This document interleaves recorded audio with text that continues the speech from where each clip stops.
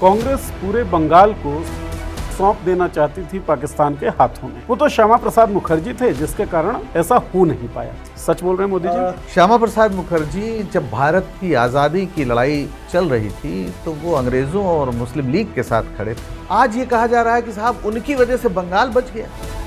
श्यामा प्रसाद मुखर्जी को नायक बनाने की जो कोशिश है वो क्यों की जा रही है?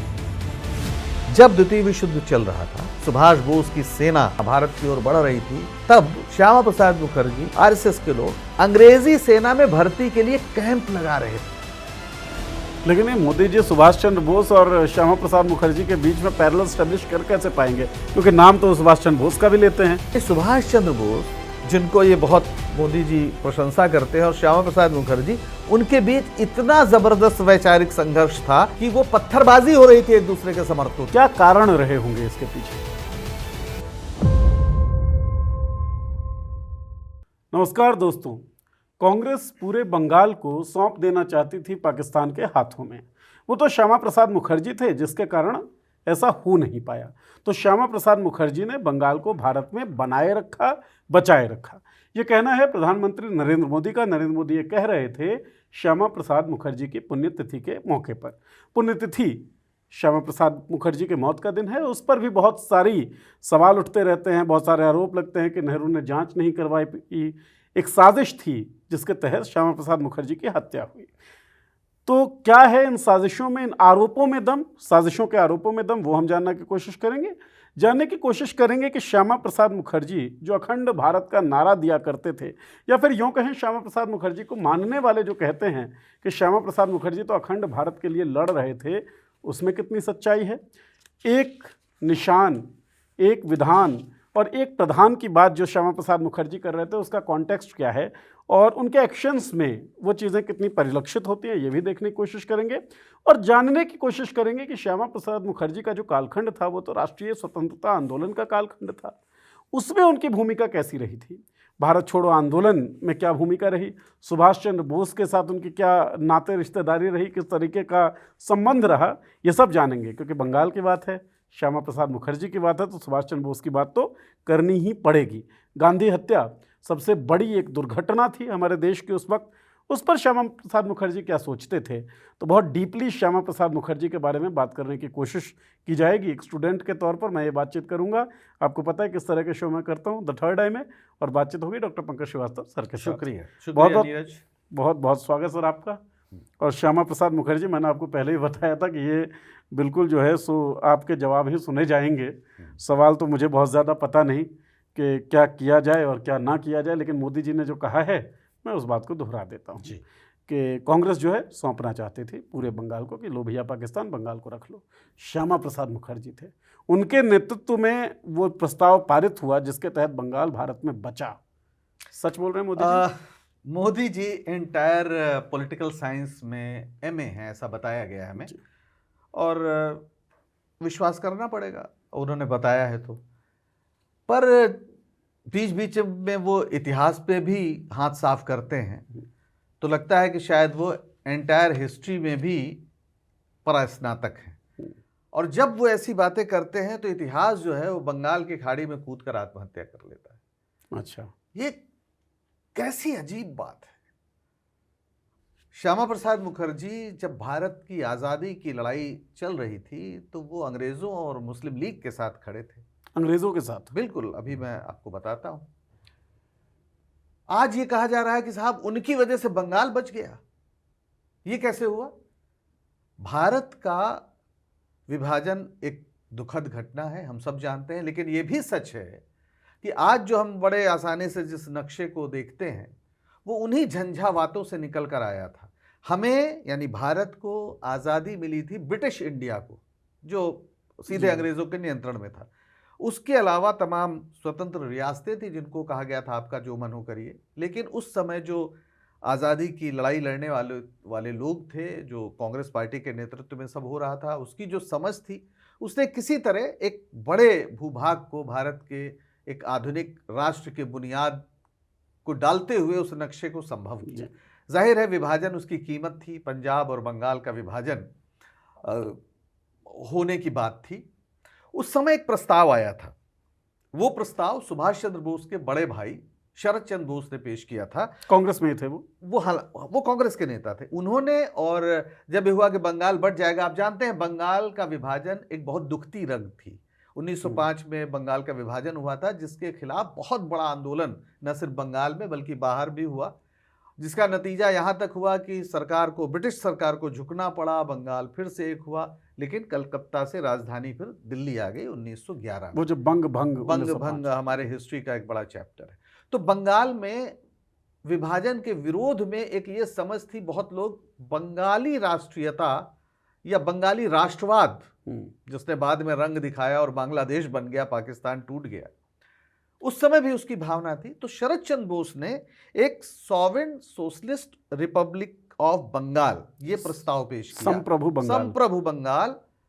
और उनके साथ दूसरे सज्जन थे जिनका नाम है हुसैन शहीद सोहरावर्दी, जो बंगाल के मुख्यमंत्री थे, मुस्लिम लीग के लीडर भी हुआ करते थे। लेकिन जब विभाजन की सच्चाई सामने आई तो एक ये जोर कुछ बंगाली बुद्धिजीवियों और नेताओं में जोर मारा, ये भावना कि हमें बंगाल को एक रखना है और वो एक अलग स्वतंत्र राष्ट्र बने। सोहरावर्दी तो जिन्ना के भी खास थे, लेकिन हाँ मुस्लिम, और उन्हें बुचर ऑफ बंगाल कहा जाता है। यहाँ पे ध्यान रखना चाहिए, अभी बंगाल में सरकार बनने के बाद सोहरावर्दी वहाँ पर एक रोड थी, उसका नाम बदल दिया गया इन्हीं के नाम पर, जबकि इनके नाम पर वो रोड नहीं थी।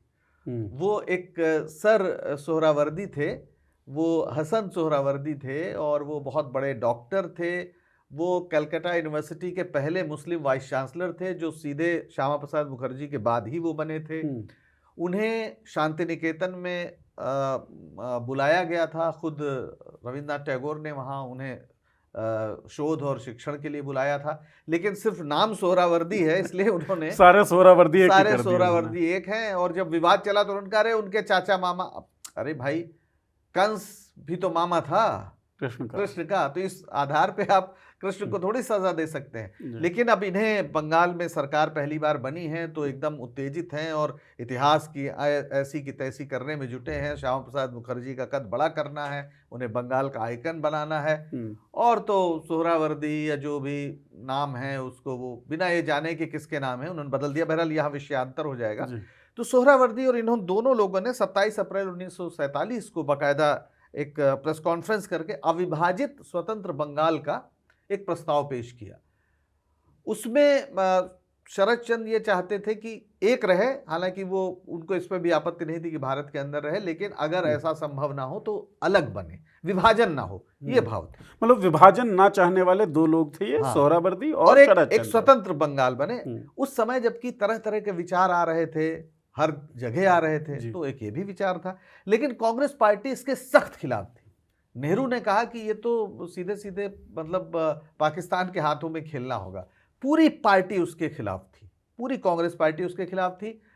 श्यामा प्रसाद मुखर्जी भी खिलाफ थे। वो चाहते थे कि बंगाल के विभाजन हो जाए और जो हिंदू बहुल बंगाल है वो भारत में रहे और मुस्लिम बहुल बंगाल वो जो है वो पाकिस्तान। यही लाइन कांग्रेस और नेहरू की, यही कांग्रेस की, यही नेहरू की, यही पटेल की।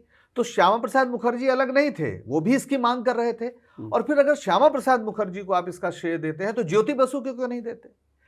ज्योति बसु भी 1946 में चुने गए थे, वो भी उस असेंबली के एक हिस्से थे और सीपीआई के थे, वो कम्युनिस्ट पार्टी ऑफ इंडिया के थे।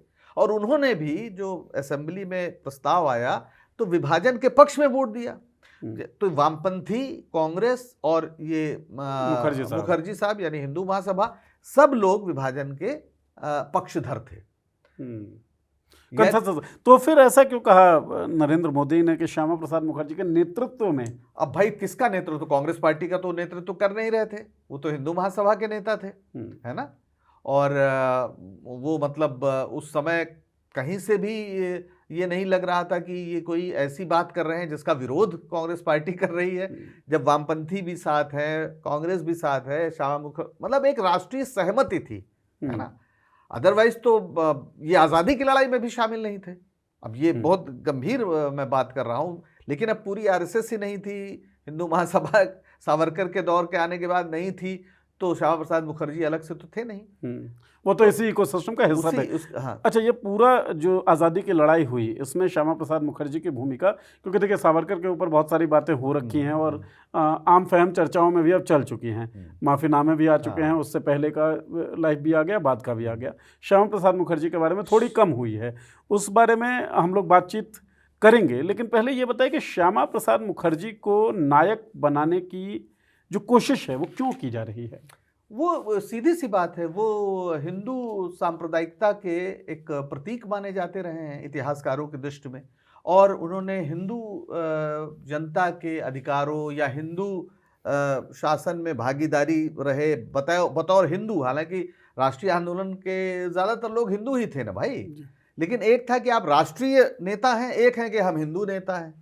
जैसे मुस्लिम लीग, मुस्लिम नेता, एक जमाने में जिन्ना भी राष्ट्रीय नेता थे, फिर वो मुस्लिम नेता हो गए, मुसलमानों के नेता हो गए। वैसे ये हर जगह राष्ट्रीय परिप्रेक्ष्य में, यानी सबको साथ लेकर चलने की जगह आप हिंदू उसकी बात करते हैं, हिंदू हित आपके लिए प्रमुख हो जाता है। यानी एक धर्म राजनीति में, राष्ट्रीय आंदोलन में आपने एक धर्म की एक धारा बहाने की कोशिश की।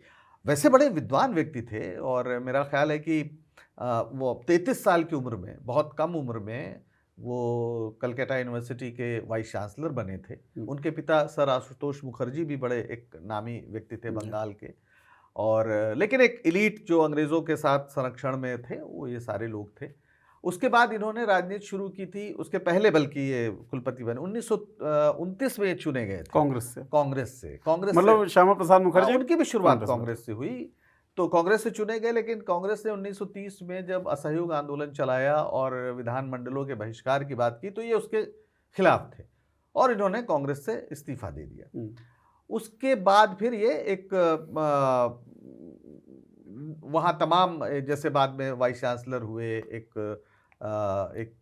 एक बड़े बुद्धिजीवी के रूप में वकील भी थे, तो ख्याति थी उनकी। फिर ये हिंदू महासभा में शामिल हुए, कांग्रेस के बाद सीधा हिंदू महासभा जा रहे हैं 1939 में। और बड़ा दिलचस्प है, एक बड़े लेखक हुए हैं आनंद अन्नदा रे, हाँ, उनकी अपनी एक मेमोरी है, किताब है, तो उसमें उन्होंने लिखा कि पूछा कि आप कांग्रेस में न जाके यहाँ क्यों जा रहे हैं, हिंदू महासभा। तो उन्होंने कहा देखिए कांग्रेस में बहुत नेता हैं और मुझे आगे जाने में बड़ा समय लगेगा, यहाँ पर मैदान खाली है, स्कोप नहीं है कांग्रेस में। क्योंकि कांग्रेस में तो एक से एक नेता थे, आप सुभाष चंद्र बोस भी वहीं थे और तमाम। तो इन्होंने हिंदू महासभा ज्वाइन की और साल भर के अंदर ही इन्हें राष्ट्रीय कार्यकारी अध्यक्ष बना दिया गया 40 में। स्कैरसिटी इतनी थी। हाँ, 1940 में ये बन गए कार्यकारी अध्यक्ष हिंदू महासभा के, और 43 में जब सावरकर हटते हैं तो ये पूर्णकालिक अध्यक्ष, मतलब ये सावरकर के सबऑर्डिनेट एक तरीके से। हाँ, सबऑर्डिनेट थे। और अब यहाँ पे बात आती है कि इस दौर में राष्ट्रीय आंदोलन में इनकी भूमिका क्या थी। अब आप सोचें, हिंदू महासभा उस समय क्या कर रही थी। 42 के आसपास जब विश्व युद्ध के दौर में भारत छोड़ो आंदोलन का कॉल दे दिया गया, तो ये बंगाल की सरकार जो थी उसमें वित्त मंत्री थे फजलुल हक की सरकार थी। कृषक प्रजा पार्टी जो थी उसकी सरकार थी, उसमें ये भी शामिल थे और ये वित्त मंत्री थे। और इन्होंने वित्त मंत्री की हैसियत से, मेरे पास वो पत्र है जो इन्होंने बंगाल के सर जॉन हर्बर्ट को 26 जुलाई 1942 को लिखा, जब भारत छोड़ो आंदोलन चल रहा था। तो ये कहते हैं, अब मैं उस स्थिति की ओर इशारा करना चाहता हूं जो कांग्रेस द्वारा शुरू किए गए बड़े आंदोलन के परिणाम स्वरूप बंगाल में पैदा हो सकती है। युद्ध, अशांति या सुरक्षा पैदा करने की कोशिश हो तो वर्तमान सरकार को उसका पूर्ण विरोध करना चाहिए। सवाल यह है कि बंगाल में इस आंदोलन का मुकाबला कैसे किया जाए। प्रशासनिक व्यवस्था इस प्रकार चलाई जानी चाहिए कि तमाम प्रयासों के बावजूद कांग्रेस के यह आंदोलन जड़ ना जमा पाए। फिर वो आगे कहते हैं, हमें खासकर जिम्मेदार मंत्रियों को जनता से ये कहने में सक्षम होना चाहिए कि कांग्रेस स्वाधीनता के लिए आंदोलन चला रही है, ये स्वाधीनता पहले से ही जनप्रतिनिधियों के पास मौजूद है। आपातकाल में कुछ क्षेत्रों में इसे सीमित रखना पड़ सकता है। अब ये बंगाल के गवर्नर को पूरा योजना पेश कर रहे हैं कि कांग्रेस की उस आंदोलन को कैसे दबाया जाए। मतलब एक वो आंदोलन जो कह रहा है कि अंग्रेजों तुम्हें भारत छोड़ना छोड़ो। पड़ेगा, हाँ। ये कह रहे हैं उस आंदोलन को कैसे कुचला जाए, जी वो जी हम बता रहे जी, हैं। गांधी जो है वो कह रहे हैं कि करो या मरो, और ये कह रहे हैं कि इनको मारो। श्यामा प्रसाद मुखर्जी तो कह रहे मारो नहीं तो मर जाओगे। आंदोलनकारियों को मारो, और अंग्रेज गवर्नर के सामने पूरी बता रहे हैं कि कैसे हमें ये करना है। और किसकी सरकार में मंत्री है? हम सारे लोग ये मानते हैं, या खुद आरएसएस और बीजेपी के लोग मुस्लिम लीग और जिन्ना के बड़े खिलाफ। जो फजलुल हक हैं वो साहब कौन है? फजलुल हक वो व्यक्ति हैं जिन्होंने लाहौर अधिवेशन में मुस्लिम लीग के पाकिस्तान का प्रस्ताव पेश किया था। और उस वक्त भी ये सरकार में थे। अरे साहब 40 की बात मैं कर रहा हूं, 40 में प्रस्ताव पेश किया जिस आदमी ने, उसके साथ ये 43 में सरकार चला रहे हैं। और छोड़िए, बंगाल में इनकी सरकार में मुस्लिम लीग नहीं थी, वो पहले बाहर हो गई थी, जब ये गए तो नहीं थी। लेकिन इसी समय जब ये अध्यक्ष हैं, कार्यकारी अध्यक्ष हैं, सावरकर अध्यक्ष हैं, तो बंगाल में तो इस तरह चल रहा है। सिंध प्रांत में और नॉर्थ वेस्ट फ्रंटियर प्रोविंस जो है, इन दोनों जगह सरकार में मुस्लिम लीग और हिंदू महासभा शामिल है। और छोड़िए, सिंध में जब ये सरकार में शामिल हैं तो वहां पर सिंध में वो वहां के मुख्यमंत्री कौन थे? हिदायतुल्लाह खान जी। हिदायतुल्लाह खान के समय सिंध में पाकिस्तान के पक्ष में प्रस्ताव पारित होता है, और ये सारे लोग वहां पर सरकार में शामिल होते हैं। तो कुछ बोले होंगे ना श्यामा प्रसाद? नहीं, कुछ नहीं, मतलब आप सरकार से बाहर आ जाइए अगर विरोध में है, लेकिन आप हैं, आप पाकिस्तान का प्रस्ताव पास करने वाले के साथ हैं, आप वहां पर जो सिंध में हो रहा है वहां पर हैं। इसके अलावा नॉर्थ वेस्ट फ्रंटियर जो प्रोविंस है वहां पर भी मुख्यमंत्री थे औरंगजेब खान, और औरंगजेब खान के साथ भी हिंदू महासभा सरकार चला रही है। अब आप इससे अंदाजा लगाइए कि अगर आप ये मानते हैं कि भारतीय राष्ट्रवाद स्वतंत्रता आंदोलन अंग्रेजों के खिलाफ जो हमारी लड़ाई चली उससे विकसित हुआ, आप कल्पना कर सकते हैं कि आज आज़ादी की लड़ाई कहीं चल रही हो और वो उन लोगों के साथ जो लोग खड़े हो जाएंगे जो उपनिवेश बना रहे हैं उस देश को या बनाए हुए हैं, उनको आप क्या कहेंगे? गद्दार कहेंगे, ट्रेटर्स ही हैं, देशद्रोही कहेंगे। पर ये कांग्रेस भी अजब थी, कभी किसी ने श्यामा प्रसाद मुखर्जी को देशद्रोही नहीं कहा। मंत्रालय में जगह तक दी, मंत्रालय में बाद में जगह दी, उस पर हम लोग अभी आएंगे। तो आप सोचिए कि किस तरह आप इनको साथ लेके चलना चाहते हैं। और कहीं भी इन्होंने हाँ, सरदार औरंगजेब खान, मैं नाम भूल रहा था इसलिए देख रहा था, सरदार औरंगजेब खान ये उत्तर पश्चिमी प्रांत में, और वहाँ पर क्या कहते हैं जो सिंध में, वहाँ पे हिदायतुल्लाह साहब वो उसके मुख्यमंत्री थे, और वहाँ पर ये सरकार में शामिल थे। तो एक तरफ आप सरकारों में शामिल है मुस्लिम लीग के साथ जो पाकिस्तान का प्रस्ताव पास कर चुकी है, पाकिस्तान के लिए लड़ाई लड़ रही है, पाकिस्तान के लिए निगोशिएशन में है, और आप उसके साथ सरकार चला रहे हैं, और आप राष्ट्रभक्त हैं, आप इस देश के लिए पता नहीं क्या क्या है। चूंकि आरएसएस के पास या मौजूदा जो बीजेपी है उसके पास किसी तरह के इस तरह के आइकन्स नहीं, उनके सबसे बड़े जो वैचारिक प्रेरणा स्रोत सावरकर हैं, उन्होंने आधा दर्जन से ज़्यादा बार माफ़ी मांगी, और वो सारी माफ़ीनामे हमारे सामने हैं। आप उनको पढ़िए तो आपको यही समझ में आता है कि किस तरह देश की आज़ादी की लड़ाई के साथ गद्दारी हुई। जो लड़ाई एक राष्ट्रीय एकता की भावना से चल रही थी, अंग्रेज़ों की योजना थी कि इसको बांटो बांटो और राज करो, सावरकर ने उस पर पूरा रोल अदा किया। श्यामा प्रसाद मुखर्जी भी उसमें शामिल थे। आप सोचिए, द्वितीय विश्व युद्ध, अब मैं भूल रहा हूँ यहाँ पे बताना ज़रूरी है, जब द्वितीय विश्व युद्ध चल रहा था, सुभाष बोस की सेना, आज़ाद हिंद फौज की सेना भारत की ओर बढ़ रही थी, तब श्यामा प्रसाद मुखर्जी या हिंदू महासभा, सावरकर, आरएसएस के लोग अंग्रेजी सेना में भर्ती के लिए कैंप लगा रहे थे।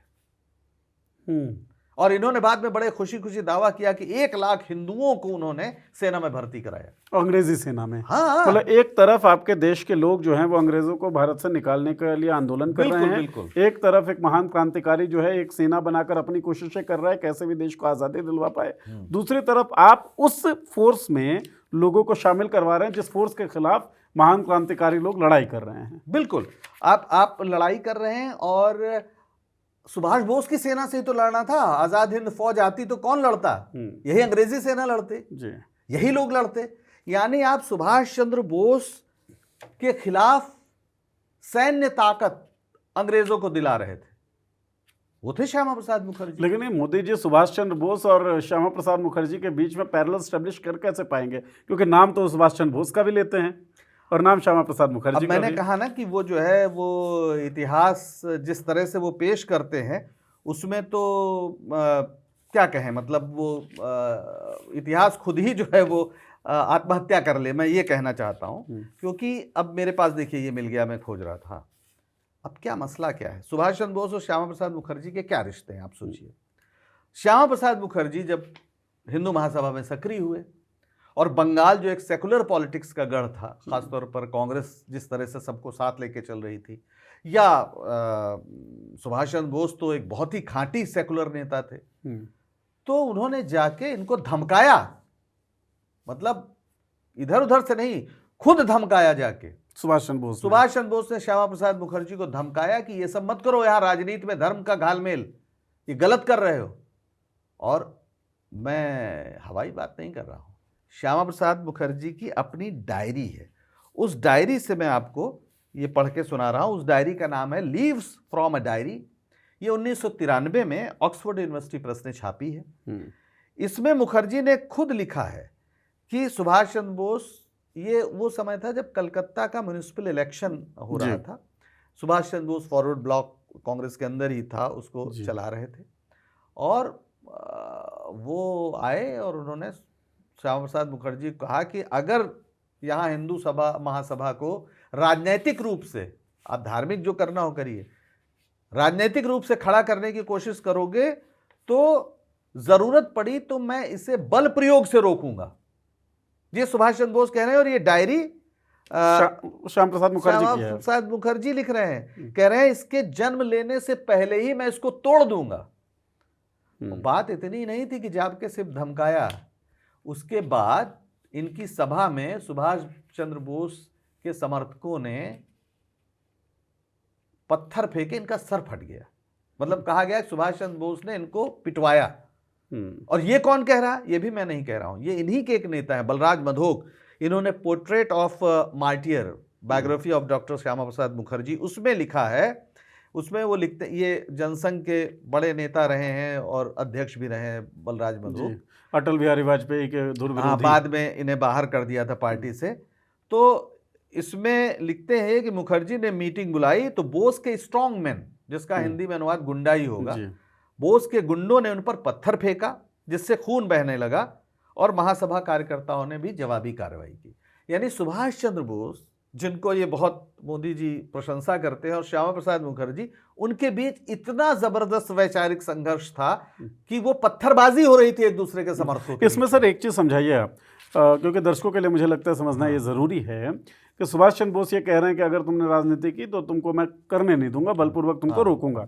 तो ये तो एक अतिरेकी प्रयास सुभाष का दिखता है, लेकिन क्या कारण रहे होंगे इसके पीछे? भाई सुभाष चंद्र बोस का आप अतिरेकी कह लीजिए, जो कह लीजिए, और इस बात को छिपाते नहीं थे कांग्रेस से, इसीलिए उनका मतभेद हुआ था कि वो एक तानाशाही चाहते थे देश में। दर्शकों को सुन के शायद अच्छा न लगे, लेकिन वो लोकतंत्र पर यकीन नहीं करते थे, और उन्होंने साफ कहा था कि भारत में अधिनायकवाद होना चाहिए, जो स्थिति, और भारत एक सेकुलर समाजवादी देश बनना चाहिए, जो कांग्रेस भी चाहती थी, लेकिन वो लोकतंत्र के जरिए चाहती थी।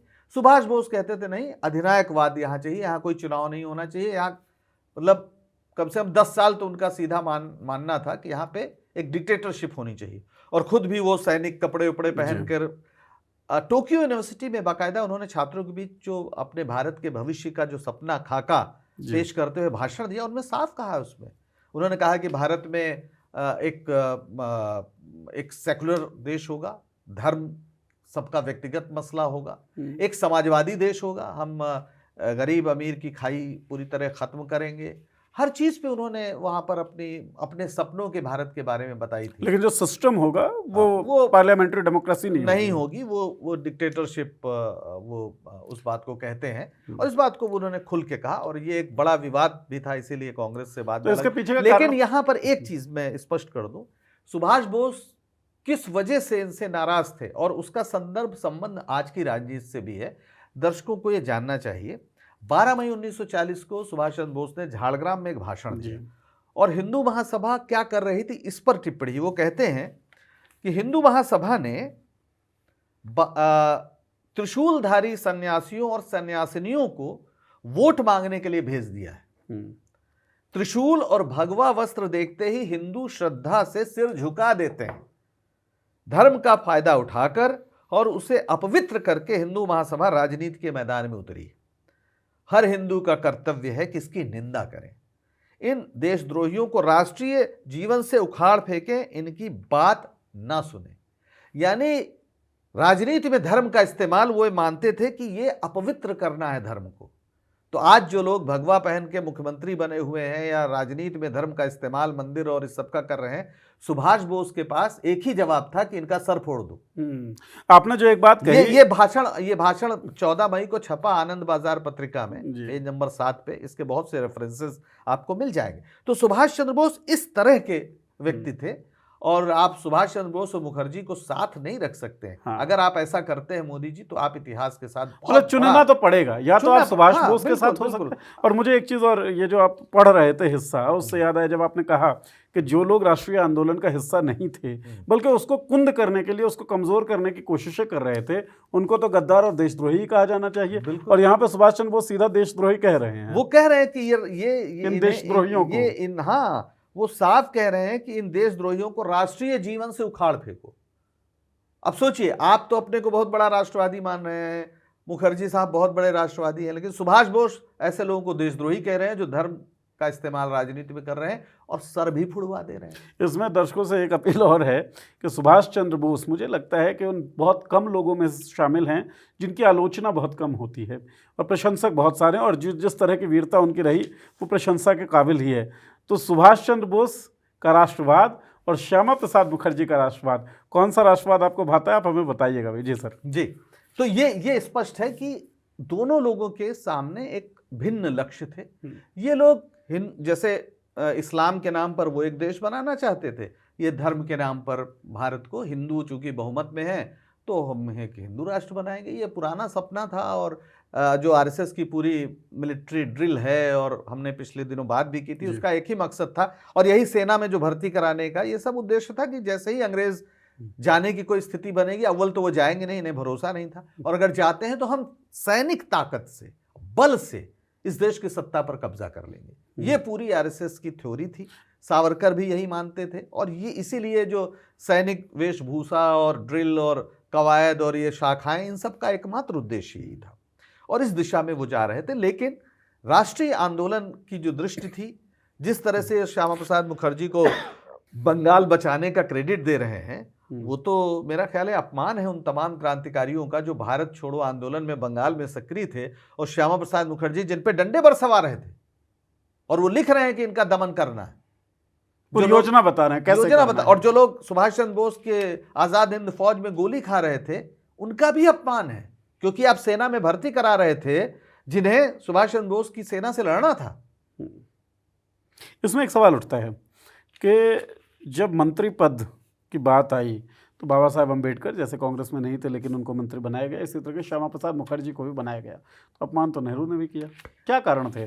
देखिए, ये हमारा जो राष्ट्रीय आंदोलन है, इस लिहाज से बहुत ही, इसको सामान्य अर्थों में या राजनीति के जो पुराने दावपेच है उससे आप नहीं समझ सकते हैं। गांधी सचमुच महात्मा थे। मतलब गांधी, हम अगर कह सकें कि भारत में दो लोगों को निर्विवाद रूप से हम महान आत्माएं कह सकते हैं, तो गौतम बुद्ध और उसके बाद महात्मा गांधी। आप वो पूरे, जिसको कहते हैं, जिनकी दृष्टि में देश पूरा विश्व है, मानवता है। और अगर डॉक्टर अंबेडकर ने लगातार गांधी का विरोध किया या कांग्रेस का विरोध किया, वो कौन सा दबाव था कि गांधी ने कहा नहीं, संविधान ड्राफ्टिंग कमेटी का चेयरमैन तो इनको होना चाहिए, डॉक्टर अम्बेडकर को। डॉक्टर अम्बेडकर की सीट बंगाल से ही, वो जिस इलाके से जीते थे वो पाकिस्तान में चली गई। तो बंगाल इस भरपाई के लिए बंबई से अपने एक सदस्य का कांग्रेस ने इस्तीफा कराया और वहां से चुनाव जितवाया और इस बात की गारंटी की कि वो संविधान सभा में आए। अब सामान्य अर्थों में तो किसी ने आपका विरोध किया हो तो आप कहेंगे अच्छा हुआ ये इसकी सीट चली गई, और आप उसको अपने न सिर्फ शामिल कर रहे हैं बल्कि अपना ड्राफ्टिंग कमेटी का चेयरमैन भी बना रहे हैं, कानून मंत्री भी बना रहे हैं, जो उस पूरे उसकी आत्मा थी ड्राफ्टिंग कमेटी। सबको साथ लेके चलने की एक नवीन भारत की कल्पना हो रही थी। तो उसमें श्यामा प्रसाद मुखर्जी या इन लोगों ने जो भी किया हो, इसके बावजूद उन्हें साथ रखने का एक बड़प्पन दिखाया। श्यामा प्रसाद मुखर्जी विद्वान आदमी थे, इसमें कोई शक नहीं, और उन्हें उद्योग और आपूर्ति मंत्री, मेरा ख्याल है नेहरू मंत्रिमंडल में बनाया गया उसको, और उन्होंने वो रहे भी, और हिंदू महासभा के अध्यक्ष के रूप में 46 तक थे। लेकिन उसके बाद जब गांधी जी की हत्या हुई तो वो थोड़ा विचलित भी हुए, और उस दिन बाद उन्होंने, मेरा ख्याल है कि 48 में ही हिंदू महासभा से उन्होंने इस्तीफा दे दिया था। लेकिन गांधी की हत्या के कुछ आरोप तो, मतलब हत्या के आरोप नहीं, लेकिन हत्या के बाद हत्यारों का समर्थन या हत्यारों का साथ देने के कुछ आरोप। अब ये तो सरदार पटेल ने ही लिखा है, उनको पत्र लिखा है बाकायदा। मैं आपको बता सकता हूँ सरदार पटेल के चुने हुए पत्र, पेज नंबर 307 खंड 2, उसमें साफ पटेल ने कहा कि आप इन अभियुक्तों को बचाने के लिए हिंदू महासभा चंदा इकट्ठा कर रही है। इन्होंने कहा था कि नहीं ऐसा कुछ नहीं है और हम लोग ऐसा कुछ नहीं कर रहे हैं, वो सावरकर के कुछ व्यक्तिगत उनके मित्र लोग हैं जो कर रहे हैं। लेकिन बाद में पटेल ने बहुत डांटते हुए चिट्ठी लिखी कि आप क्या कर रहे हैं, आप लोग तो खुल कर ये काम कर रहे हैं, और उसमें सबके लिए गोडसे उठसे सबके लिए आपने एक तरह से चंदा इकट्ठा किया। आप पटेल लिख रहे हैं, पटेल लिख रहे हैं, मैं पेज नंबर बता दे रहा हूँ, पेज नंबर 307, नवजीवन प्रकाशन अहमदाबाद से, वो सरदार पटेल के चुने हुए पत्र, उसमें साफ लिखा है उन्होंने, पटेल ने। और पटेल ने इनको जब ये आरएसएस पे प्रतिबंध लगा और उसको इन्होंने कहा कि साहब बहुत लोग पकड़े जा रहे हैं, ये है वो है, अत्याचार हो रहा है, बेगुनाह है, तो सरदार पटेल ने कहा कि आरएसएस के लोगों ने मिठाई बांटी है गांधी जी की हत्या के बाद। यही नहीं, उन्होंने जो नफरत का माहौल बनाया है उसकी वजह से ही गांधी जी की हत्या हुई है। और आज भी देश भर में इस तरह की हरकतें और हिंसा फैलाने की कोशिश ये लोग कर रहे हैं, बाज नहीं आए हैं। ये श्यामा प्रसाद मुखर्जी को उन्होंने पलट के इसका बहुत सख्त जवाब दिखा, क्योंकि ये चाहते थे कि इनको प्रतिबंध हटा लिया जाए आरएसएस से।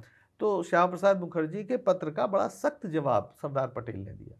इसके बावजूद ये उनका बड़प्पन था, कांग्रेस का बड़प्पन था कि उन्होंने श्यामा प्रसाद मुखर्जी को भी मंत्री बनाया और उन्हें एक पूरा अवकाश दिया कि आप काम करें। हालांकि 1950 में उन्होंने इस्तीफा दिया, और इस्तीफा किस मुद्दे पे दिया?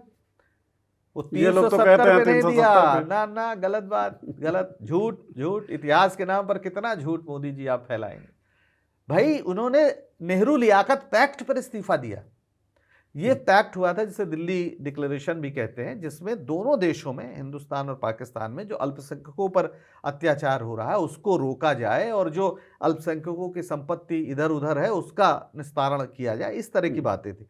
तो इसमें उन्होंने कहा कि इसमें हिंदुओं के लिए उतनी स्थिति अच्छी नहीं है जितना मुसलमानों को इसमें लाभ मिलेगा, इस जो भी अपना रहा विरोध। मतलब फिर तो जो ये बयान है सर, मतलब जो ये कहना है, जोया चटर्जी जो हिस्टोरियन रही हैं, कहते हैं ये भी फार राइट रिलीजियस कंजर्वेटिव आदमी थे।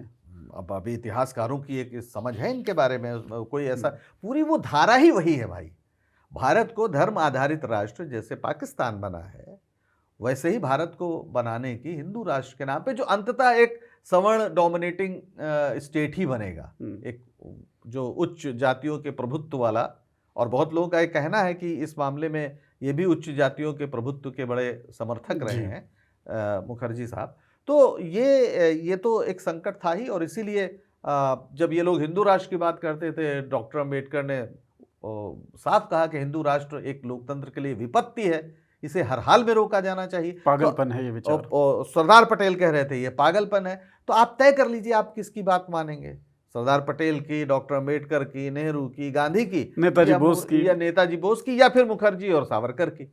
तो ये तो दो धाराएं हैं। अब आज क्या है कि अपने तमाम उन लोगों को झाड़ पोंछ के, और जिनकी आज़ादी की लड़ाई में कोई भूमिका नहीं बल्कि अंग्रेज़ों के साथ थे, उनको आज ये बड़ा बनाने की कोशिश कर रहे हैं। एक चीज ये बताइए, 370 की बात करते हैं। हाँ 370 की जी, मैं जी। जानबूझ के इसी में आ ही रहा था। जी जी एक बयान ये भी आया और शायद गृहमंत्री अमित शाह का बयान है 370 हटाने के बाद कि हमने पितृ ऋण चुकाया है और जहां हुए बलिदान मुखर्जी वो कश्मीर हमारा, ये नारा चलता है। तो कहने का मतलब ये था कि श्यामा प्रसाद मुखर्जी हमेशा से चाहते थे कि 370 ना लगे और जब वो हटाया गया तो ये पितृ ऋण चुकाने जैसा था। इसको इतिहास कैसे दिखाता है, क्या कहता है अब इतिहास? मैंने कहा ना कि झूठ के कोई वो तो होते नहीं, आप कितना भी झूठ बोलिए, आपके पास सत्ता है, आप मंत्री हैं, प्रधानमंत्री हैं, गृह मंत्री हैं, जो भी बोलिए। जब अनुच्छेद 370 संविधान सभा में पेश हुआ तो एक मंत्री की हैसियत से श्यामा प्रसाद मुखर्जी वहां मौजूद थे, वो सरकार में शामिल थे, उन्होंने कोई विरोध नहीं किया 370 का। बिल्कुल अनुच्छेद 370। ये बड़ा अफसोस की बात है कि सरदार पटेल और मुखर्जी को 370 का विरोधी बताया जाता है, जबकि सरदार पटेल ही उसके रचनाकार थे। भाई हमें ये ध्यान रखना चाहिए कि 15 अगस्त 1947 को कश्मीर भारत का हिस्सा नहीं था, हमें उसके बगैर आज़ादी मिली थी, है ना। और यहाँ ये भी मैं बता दूं कि कश्मीर आज़ाद रहे ये हरि सिंह चाहते थे, वहाँ के राजा हरि सिंह, और आरएसएस और हिंदू महासभा उनके पक्ष में थी, हरि सिंह के पक्ष में। बिल्कुल। यही नहीं, वो हर उस हिंदू रियासत के पक्ष में थी जो आज़ादी की घोषणा कर रहा था। अब मैं आपको त्रावणकोर का उदाहरण देता हूँ। उस पर हम पहले एक बार 370 का मतलब जब वो बन रहा था तब श्यामा प्रसाद मुखर्जी विरोध नहीं करते हैं। नहीं, वो वहीं पे रहते, कोई विरोध नहीं करते हैं। उनका विरोध बाद में शुरू होता है। बाद में कब, किस विषय पर? जब वो कांग्रेस पार्टी मंत्रिमंडल छोड़ देते हैं, इस्तीफा दे देते हैं और दिल्ली लियाकत जो दिल्ली घोषणा पत्र है नेहरू लियाकत पैक्ट के खिलाफ छोड़ते हैं। वो 370 के खिलाफ नहीं छोड़ते हैं। अगर 370 के विरोधी थे तो जब अनुच्छेद आया था तब विरोध करते, तो आप विरोध करते, इस्तीफा देते। उन्होंने ऐसा बिल्कुल नहीं किया। सरदार पटेल ने उसको पेश किया, नेहरू जी थे भी नहीं, पूरी कांग्रेस पार्टी को उन्होंने राजी किया। बहुत से सवाल थे उस समय चूंकि कश्मीर साथ नहीं था, उसे लाने की कुछ शर्तें रखी थी हरि सिंह ने। अक्टूबर में जब वहाँ कबायली हमले हो गए उसके बाद उसमें था कि विदेश और संचार और सुरक्षा की जिम्मेदारी केंद्र की रहेगी, बाकी आप अपना चलाते रहिए, इस एक विशेष दर्जा देकर, क्योंकि यही वो रास्ता था कि तो 370 एक तरह से पुल बना जी। और धीरे धीरे उस पुल को सकरा करता गया भारतीय राज्य, और कहने भर को रह गया था 370, है ना। वो सब सिमट के इधर ही आ गया था, वो धीरे धीरे खत्म हो गया था, जुड़ गया था। जितनी उनकी विशेषताएं थी और समय के साथ उसका कोई मतलब नहीं रह गया था, सिर्फ एक कहने भर को था अनुच्छेद 370, और बहुत कोई ऐसी चीज नहीं थी। वहां पर पहले कोर्ट का भी, सुप्रीम कोर्ट का लागू नहीं होता था, वो सब लागू होता था, भारत सरकार के फैसले लागू होते थे। तो एक सिर्फ भावनात्मक मुद्दा था कि हिस्टोरिक बात थी कि अनुच्छेद 370 है, लेकिन उन्होंने कोई विरोध नहीं किया, क्योंकि वही वो तरीका था कश्मीर को साथ लाने का, और कोई तरीका नहीं था। अच्छा, अब इसके बाद वो कश्मीर जाते हैं, नज़रबंद होते हैं, वहाँ पे उनकी मौत हो जाती है, जिस पर काफ़ी विवाद होता है, इस पर हम बात करेंगे। लेकिन इससे पहले जो आपने बात बताई कि हरि सिंह जब संप्रभु कश्मीर, मतलब कश्मीर एक रियासत, वो स्विट्जरलैंड टाइप बनाना चाहते थे। हाँ, तो और इसके समर्थन में थे श्यामा प्रसाद मुखर्जी भी, हिंदू महासभा, इसका मतलब त्रावणकोर का आप उदाहरण दे रहे थे। देखिए हमारी भारत की जो हमें मतलब इतनी रियासतें थी कि आप कल्पना नहीं कर सकते। 562 कोई कहता है, कोई 65 कहता है, कोई 21 कहता है, मतलब इतनी रियासतें थी। लेकिन रियासतों के सामने एक प्रस्ताव आ गया कि आप चाहे भारत में रहें, चाहे आज़ाद रहें, या पाकिस्तान में मिल जाएं, है ना। और उनका कहना था कि अंग्रेज़ों के आने के पहले जो हमारी स्थिति थी हम तो वो चाहेंगे। तो तमाम रियासतों ने दांव पेच चलाए, लेकिन कांग्रेस के नेतृत्व में जो राष्ट्रव्यापी आंदोलन चला था जी, जो वहाँ पर जो प्रजा मंडलों के जरिए, कांग्रेस तो खुल के काम भी नहीं कर सकती थी, लेकिन जो राष्ट्रीय आंदोलन था उसका सारा प्रभाव इन रियासतों पर था। और उसकी वजह से एक नया सपना गढ़ा गया था कि हम एक नया देश बनेंगे, एक समता मूलक समाज बनेगा। कांग्रेस यानी जो हमारा संविधान बना है, इनके मूल्यों को लेकर वो बड़े प्रचार में उतरी हुई है कि किसानों को उनका अधिकार मिलेगा, मजदूरों को उनका हक मिलेगा, जमींदारी उन्मूलन, ये सारा। और जमींदारी उन्मूलन ही वो सवाल था कि तमाम मुस्लिम रियासतदार थे वो जिन्ना के साथ चले गए, क्योंकि उन्हें लगा कि भारत में तो जमींदारी गड़बड़ हो जाएगा। और वो आज भी पाकिस्तान में मुस्लिम जो रियासतदार वैसे ही हैं, मतलब वहां पे जमींदारी उन्मूलन नहीं हो पाया, इसीलिए वहां कोई मध्य वर्ग भी विकसित नहीं हो पाया, या बहुत अमीर लोग हैं या बहुत गरीब लोग हैं। तो यहाँ पर भी लोगों के मतलब ये था कि यार ये तो गड़बड़ हो जाएगा। तो ये जो लोग अखंड भारत की बात करते हैं, हाँ, मैं उसी से जोड़ भी रहा था इसको। ये लोग अखंड भारत की बात करते हैं। त्रावणकोर की रियासत ने आज़ादी की घोषणा कर दी, कहा हम तो साहब आज़ाद रहेंगे।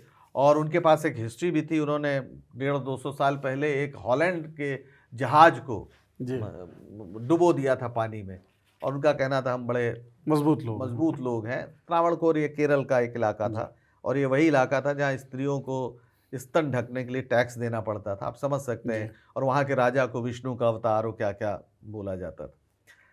तो ये जब उन्होंने घोषणा की 19 जून 1947 को, वहाँ के दीवान थे सर सीपी रामास्वामी अय्यर, उन्होंने कहा कि त्रावणकोर आज़ाद होगा। हमें ब्रिटिशर्स ने कहा है कि आप चाहे आज़ाद रहें, चाहे भारत चाहे पाकिस्तान, तो हम आज़ाद रहते हैं। तो सावरकर जी ने उनको एक तार भेजा। अब उस तार की भाषा सुनिए। अखंड हिंदुस्तान के अपने हित में मैं महाराजा त्रावणकोर और उनके दूरदर्शी तथा साहसपूर्ण निर्णय का स्ट्रांगली समर्थन करता हूं। दोबारा पढ़िए इसको, क्योंकि इसमें अखंड भी आ रहा है। ये कंफ्यूजन है उनके हिसाब से। अगर सारे हिंदू स्वतंत्र हो जाए, हिंदू राज, तो भी हमारा अखंड भारत रहेगा, जैसे अंग्रेजों के आने के पहले था। तो या बाद में हम मिला लेंगे, जो भी, जब वो सत्ता पे कब्जा, जो भी रहा हो, कि त्रावणकोर महाराजा और उनके दूरदर्शी तथा साहसपूर्ण निर्णय का मैं स्ट्रांगली समर्थन करता हूं कि उन्होंने हमारे हिंदू राज्य त्रावणकोर की स्वाधीनता घोषित करने का निश्चय किया है। निजाम ने पहले ही स्वतंत्रता की घोषणा कर दी है, और यह अन्य मुस्लिम रियासतें भी ऐसा करने वाली हैं। जो हिंदू रियासतें इतनी हिम्मत दिखाकर अपना अधिकार जता रही हैं, उन्हें भी ठीक वही अधिकार है। यानी आज़ादी के 1 महीना पहले तक इन्हें लगता था कि रियासतें भारत में नहीं आएंगी, तो हिंदू रियासतें भी आज़ाद हो जाएं, क्योंकि मुस्लिम रियासतें भी आज़ाद हो जाएंगी। तो आप सोचिए कि जो अखंड भारत की बात करते हैं, वो त्रावणकोर के आज़ाद होने का समर्थन कर रहे हैं। यानी इनके लिए ये राष्ट्र की जब बात करते हैं, जैसे हम लोग कहते हैं कि 1947 को एक नया राष्ट्र बना जो नए संकल्पों पर था, इनके लिए राष्ट्र भारत हमेशा से था। चाहे वो सैकड़ों रियासतें रही हों, चाहे एक दूसरे को लोग मार के खा जा रहे हों, है ना। आपको पता है कि 8वीं-9वीं शताब्दी में 200 साल तक कन्नौज के लिए राष्ट्रकूट और गुर्जर प्रतिहार और पाल वंश के बीच 200 साल तक संघर्ष चला।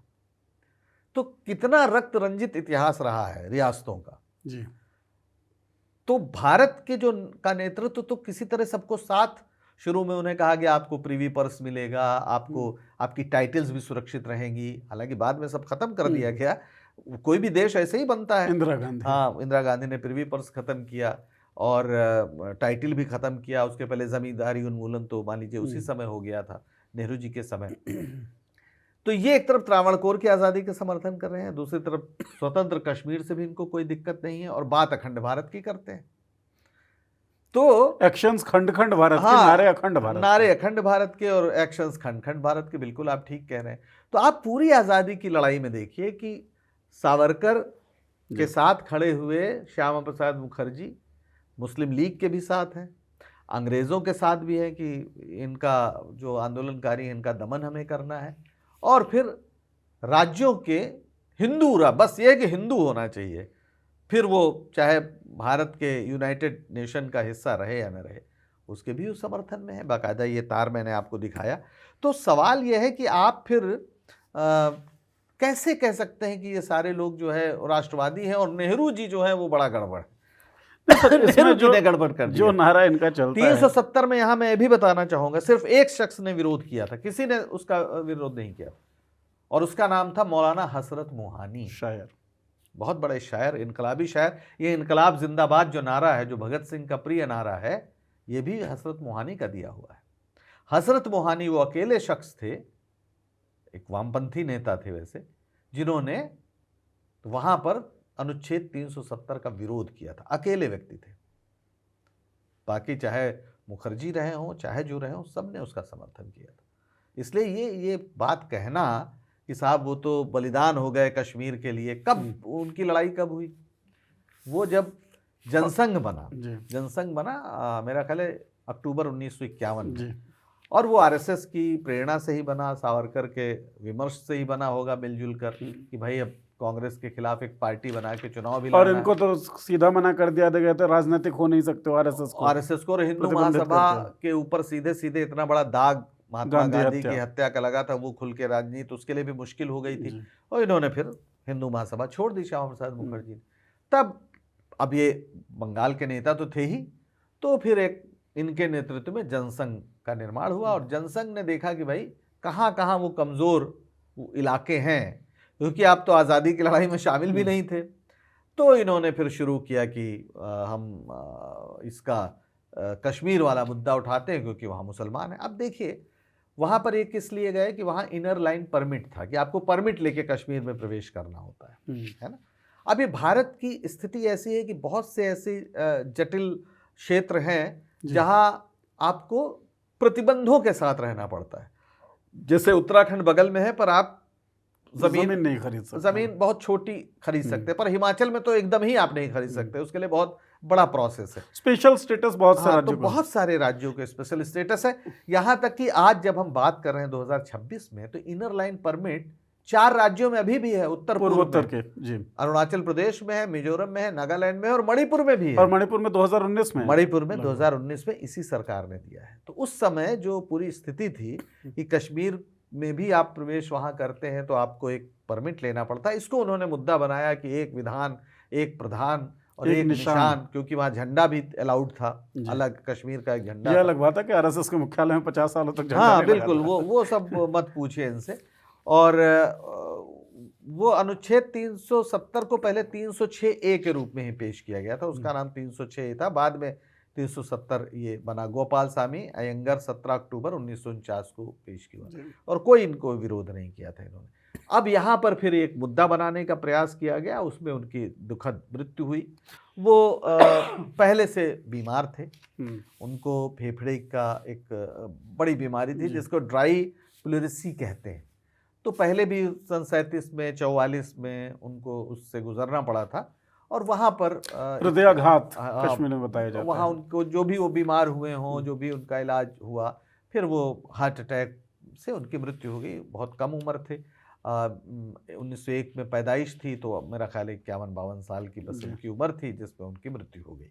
और उसको फिर जनसंघ के लोगों ने, आरएसएस के लोगों ने, जहाँ हुए बलिदान मुखर्जी, वो कश्मीर हमारा है, वो कश्मीर हमेशा से हमारा था, पहले दिन से जब 370 था तब भी हमारा था, और आज भी हमारा है। इस पर भारतीय किसी नेतृत्व को कहीं कोई संदेह नहीं था, बल्कि अब मैं अगर ये कहूँ कि सरदार पटेल तो हैदराबाद के बदले कश्मीर को पाकिस्तान देना चाहते थे। उन्होंने जब शुरू में बात हुई, जैसे आज हम बड़े आसानी से देख रहे हैं ना, उस समय चीजें बन रही थी।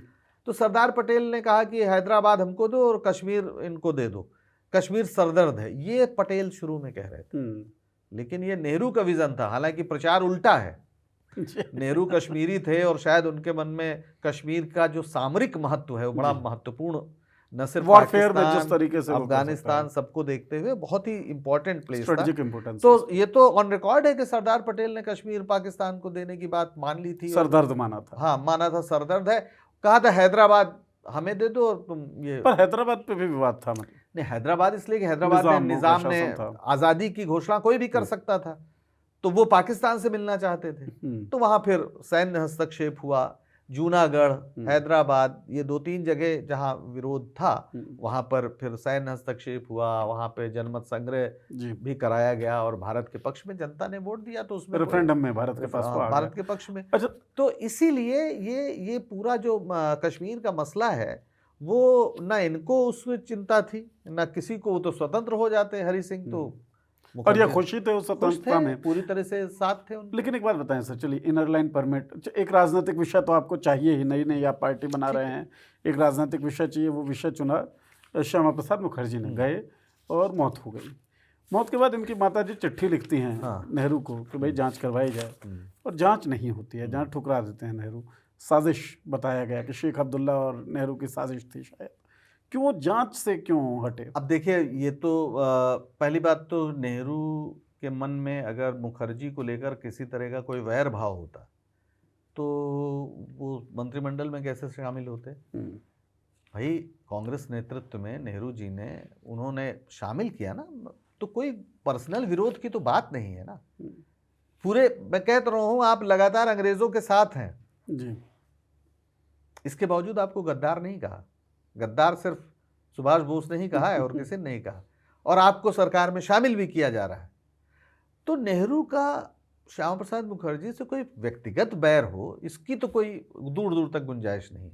और नेहरू जी को ये लगा होगा कि भाई ये तो एकदम साफ है, वो बीमार थे, उनको उनके पास जो भी रिपोर्ट रही हो, तो उन्होंने इस मुद्दे को बहुत उस तरह से नहीं आगे जाने उन्होंने दिया। उनकी माता जी के पत्र का जवाब भी दिया, जवाब दिया होगा, संवेदना जताई, सब किया, लेकिन जांच की जरूरत नहीं महसूस की उस समय की जो भी स्थिति रही। अब आज हम कहें कि नहीं नहीं वो साजिश थी, तब तो फिर सब कुछ साजिश हो सकता है। अब क्या कहा जाए, क्योंकि अब जो लोग भी नेहरू को जानते हैं, नेहरू की कार्यशैली को जानते हैं, वो कभी इस बात पे आप दूर दूर तक कल्पना नहीं कर सकते कि आप मतलब साजिश से मरवा देंगे। ये क्या बात है? अब आज तो कोई कुछ भी कह सकता है ना जी।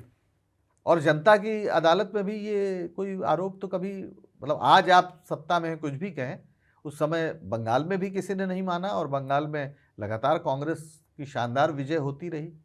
नेहरू की 1952 के चुनाव में जो विजय है वो अभूतपूर्व है। तो ये सब तो ठीक है, आप हो सकता है अब जांच हो जाती बेहतर होता, मुझे नहीं पता, लेकिन उनको वो फैसला था सरकार का, उन्हें लगा कि इसकी जरूरत नहीं। अच्छा, जो साजिश करता होगा उसका पूरा एक ट्रेल होगा, वो एक साजिश थोड़ी करेगा अपने पूरे जीवन भर में, मतलब तो है वैसा कोई ट्रेल इस तरह की बात कहने का कोई अर्थ है? ये वैसे ही है जैसे जयप्रकाश नारायण ने ये कह दिया कि सरदार पटेल जिम्मेदार है महात्मा गांधी की हत्या के लिए क्योंकि वो गृह मंत्री हैं। तो कहने को आप कुछ भी कह दीजिए, लेकिन अब सरदार पटेल इस तरह के उसमें थोड़ी शामिल होंगे। मतलब कोई कुछ भी आप कह सकते हैं। मुझे नहीं लगता कि इससे ये बात नेहरू के लिए कहना या उचित है, बल्कि एकदम बिल्कुल स्पष्ट है कि राष्ट्रीय आंदोलन में इस पूरी धारा के किसी भी व्यक्ति की, सिर्फ मुखर्जी नहीं, सावरकर का हम जानते ही 1910 के पहले वो क्रांतिकारी थे, फिर वो माफी मांगने लगे और फिर अंग्रेजों के इशारे पर एक वीर फिर भी रहे, बस माफी वीर खुद ही अपने को उन्होंने लिखा था। सच्चाई ये है कि चित्रगुप्त नाम से एक किताब लिखी गई और स्वातंत्र वीर सावरकर, बाद में पता चला कि वो चित्रगुप्त और कोई नहीं, स्वयं सावरकर के ही चित्त का था। वो वही। बाकी कोई भी सिर्फ इनकी बात क्यों करें? अटल बिहारी वाजपेयी की उम्र 23 साल थी 1947 में। 23 साल में भगत सिंह फांसी पे चढ़ गए थे, पर अटल बिहारी वाजपेयी ने कुछ किया? एक बार सन 42 के आंदोलन में उन्हें पकड़ लिया गया, उनके और उनके भाई को। तो ये लोग ये कहने लगे हम तो केवल वहां पे दर्शक थे जी। और इस आधार पे इन्होंने पूरी अपील की और कि हम तो थे नहीं, वो दूसरे लोग थे। तो एक इन्हीं के गांव के एक लीलाधर वाजपेयी थे, स्वतंत्रता सेनानी, जिन्हें सजा हुई थी उस घटना में, बटेसर इनका जो गांव था वहां पे। तो लीलाधर वाजपेयी जीवन भर जब तक जिंदा रहे, वो जहां अटल बिहारी चुनाव लड़ते थे वहां पर्चा बांटते थे कि इनकी वजह से हमको सजा हुई, इन्होंने मुखबिरी की। और इस पे ये एक बहुत बड़ा विवाद था। तो अटल बिहारी वाजपेयी, आडवाणी जी 20 साल के थे, कभी कोई दीनदयाल उपाध्याय 31 साल के थे। तो ऐसा नहीं कि जब खुदीराम बोस इतनी कम उम्र में फांसी चढ़ जा रहे हैं, भगत सिंह फांसी चढ़ जा रहे हैं, तो तमाम नौजवान जो लोग इनके बाद में नेता बने, इन्होंने आज़ादी की लड़ाई में कोई हिस्सा नहीं लिया। तो श्यामा प्रसाद मुखर्जी भी अपवाद नहीं, वो सारे लोग एक धारा ही है जिसने अंग्रेजों के साथ मिलकर ताकत ग्रहण करके भारतीय सत्ता पर कब्जा करने की योजना बनाई। मतलब पिछले एपिसोड में भी जो बात हुई थी, फिर तो मतलब कोरबरेट अगर करें हम और फैक्ट्स को अलाइन करके सोचें तो लगता है यार छोड़ो, ये जो आंदोलन का रास्ता ये बड़ा कठिन है। एक तो लाठियां पड़ सकती हैं, जेल में जाना पड़ सकता है, नेहरू को देख लो, गांधी को देख लो, ये लोग कर ही रहे हैं, जेल जाना इनको मजा आ रहा है, जा रहे हैं। आज़ादी करवा लेंगे अगर, तो बाद में हम लोग तो आरएसएस का हम पहले से तैयार रहें, हम अपना तैयार रहें, वर्जिश करके और पूरी सैनिक तैयारी करें और हथियार की भी ट्रेनिंग ले, मौका पाते ही कब्जा कर लें। लेकिन गांधी की जो शहादत हो गई ना, उसने इनके तमाम योजनाओं पर पानी फेर दिया। गांधी ने अपना बलिदान देकर इस देश को एक तरह से सांप्रदायिक होने से बचाया, वो भी बचाया, और सचमुच एक मजबूत बुनियाद इस देश को मिली। जो सद्भाव का प्रश्न था, जो ये था कि हम एक ऐसा देश बनाएंगे जहां सबके लिए जगह बनेगी, उस बुनियाद में महात्मा गांधी का खून है, वो शामिल है। उस गारे पर, उनके रक्त के गारे से इस देश की बुनियाद डाली गई है। और ऐसे ही नहीं, सुभाष चंद्र बोस ने महात्मा गांधी को राष्ट्रपिता कहा था।